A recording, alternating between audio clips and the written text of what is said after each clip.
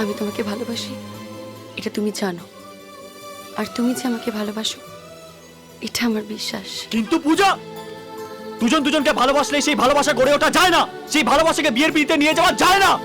তার জন্য দুই পরিবারের সম্মতি লাগে। কিন্তু আমার পরিবার আমার ভালোবাসাকে মেনে নিয়েছে, বিয়েতে সম্মতিও দিয়েছে। কারণ তোমরা জানো আমার নাম কৃষ্ণ ভট্টাচার্য, কিন্তু তোমরা ভুল জানো আমি কৃষ্ণ ভট্টাচার্য নই, আমি সুলেমান।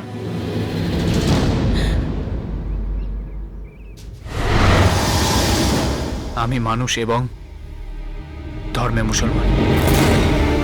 সরস্বতী আর মহসিন খানের ছেলে সুলেমান খান। ও মুসলমান? তাহলে তুমি কি? আমি খ্রিস্টান।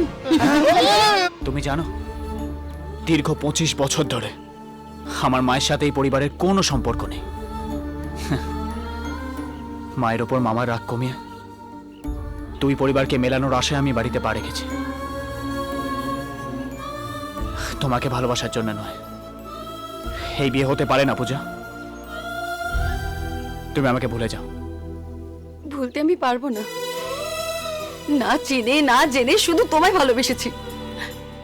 আর আজ চেনার পর জানার পর শুধু তোমায় ভালোবাসি।